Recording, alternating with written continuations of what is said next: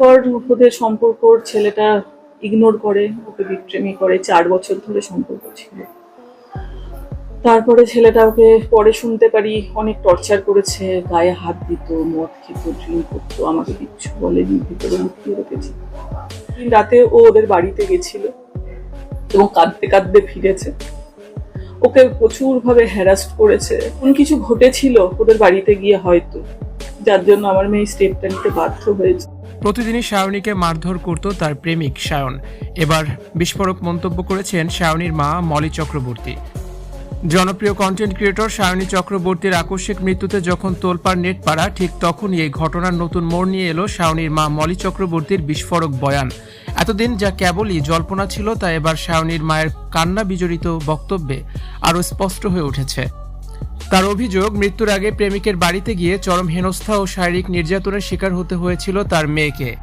সায়নীর মা মলি চক্রবর্তী কেঁদে কেঁদে বলেন, তার মেয়ের সাথে ত্রিবেণীর যুবক সায়নের দীর্ঘ 4 বছরের প্রেমের সম্পর্ক ছিল।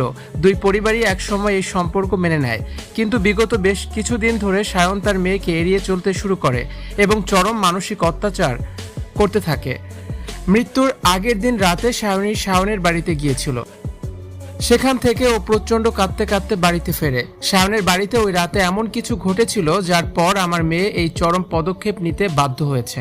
পরে সায়নীর ফোন ঘেঁটে আমরা অনেক চ্যাটিং পেয়েছি, যা থেকে অত্যাচারের বহু প্রমাণ মিলেছে। তিনি আরও জানান, সায়ন মদ্যপান করে সায়নীর গায়ে হাত তুলত এবং শারীরিক নির্যাতন করত, যা সায়নী কখনো বাড়ির লোককে বুঝতে দেয়নি, এমনকি নিজের মায়ের কাছেও কখনো এ কথা স্বীকার করেনি। কান্নায় ভেঙে পড়ে হাত জোর করে সায়নীর মা সংবাদ মাধ্যম ও সাধারণ মানুষের কাছে দৃষ্টান্তমূলক শাস্তি দাবি করেছেন। এই কঠিন পরিস্থিতিতে তাদের পরিবার অত্যন্ত বিপর্যস্ত। সায়নীকে ছাড়া তার পোষা প্রাণীগুলো একদমই ভালো নেই।